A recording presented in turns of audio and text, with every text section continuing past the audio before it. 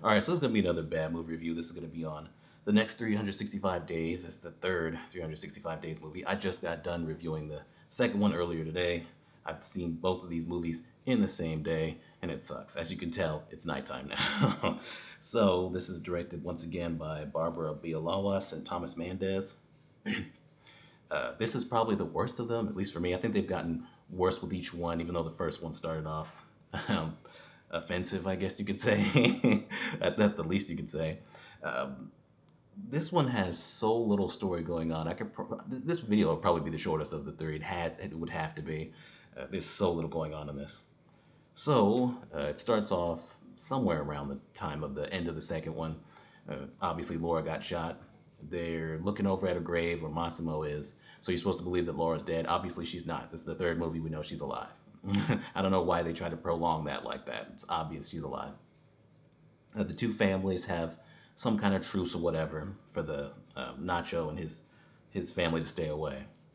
And then you see Laura, right? I'll give them a little bit of credit, right? I was expecting them to do the same thing they did at the beginning of the second one, where they just, you know, it's like the ending of the first one didn't even happen. She's completely fine. Oh, she almost died. She lost the baby, but they just completely go past it. In this, you do see she has a scar, and she wants to fuck Massimo because that's pretty much all they do.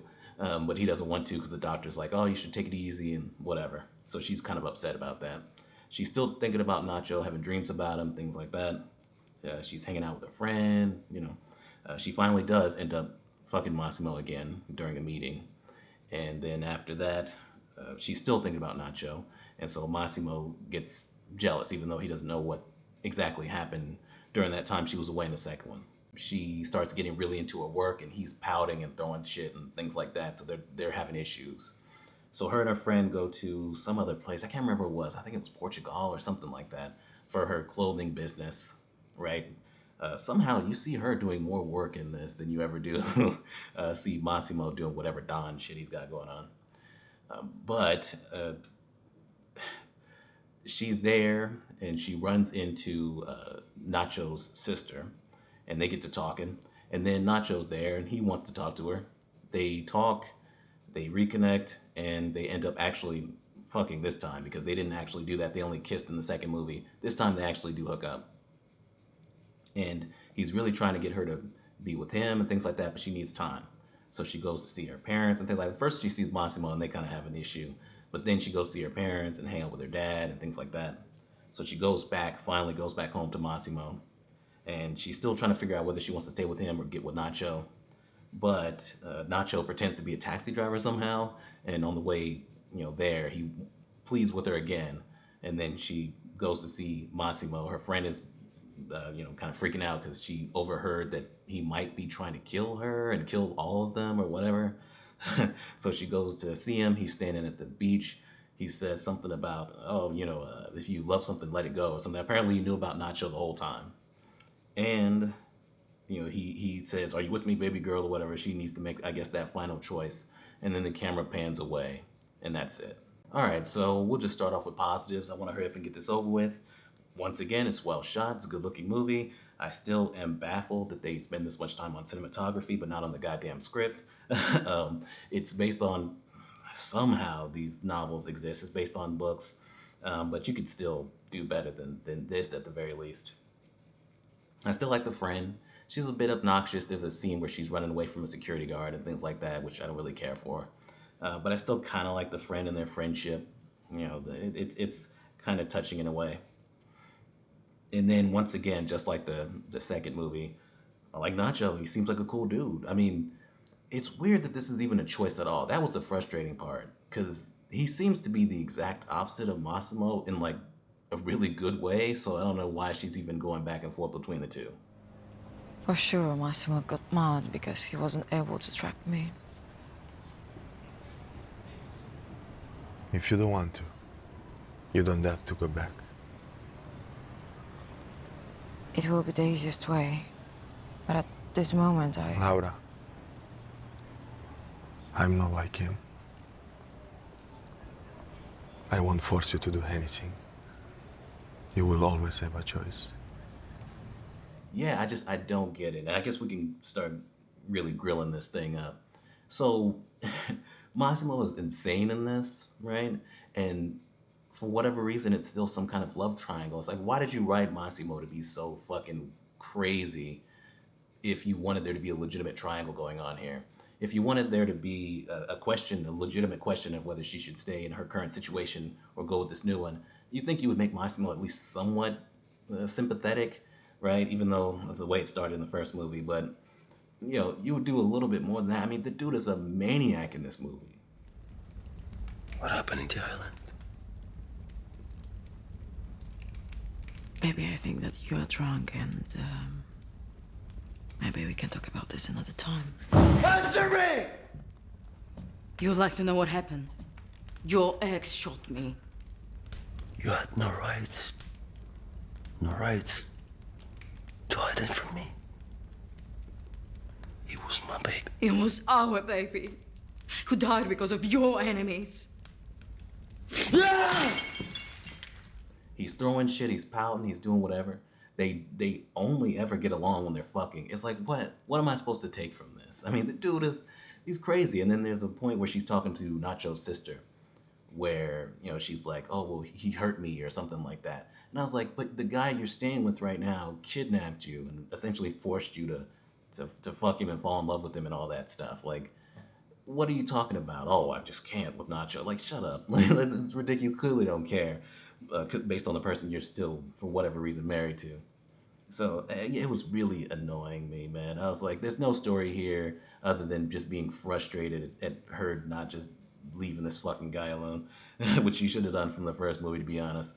It's just that bad. I mean, it's so bad. It gets so frustrating that it's like, it gets to a point where it's like, why is he even dealing with her shit at this point? Like, he could probably find somebody better than her dealing with all this bullshit.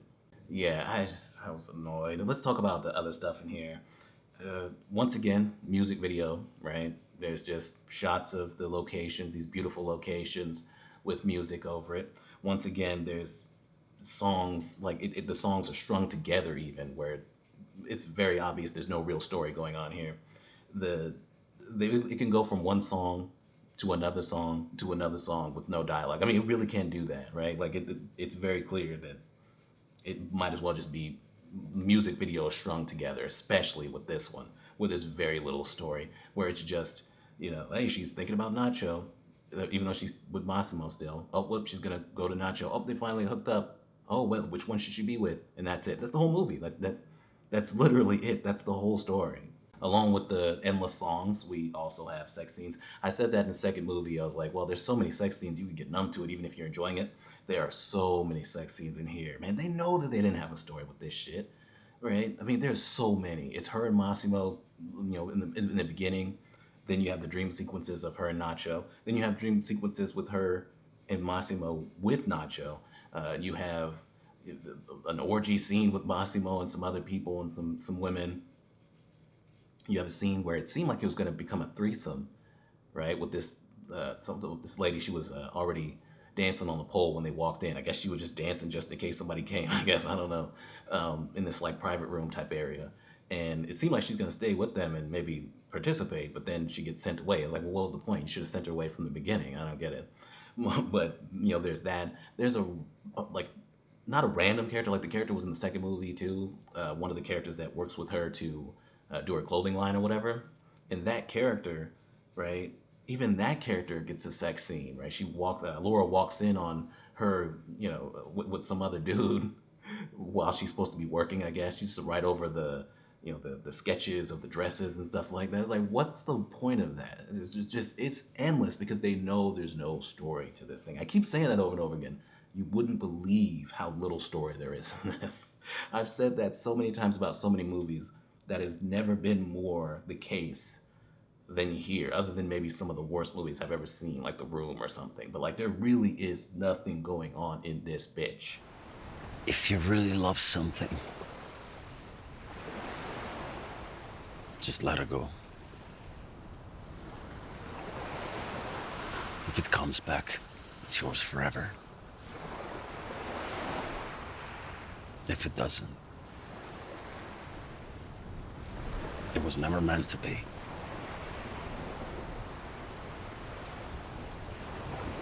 Really, all it is the whole time was me just being like, "What are you doing with this fucking guy?" That's mainly what it is. And then there's sex scenes and music videos. You know, the songs are terrible, especially during the sex scenes.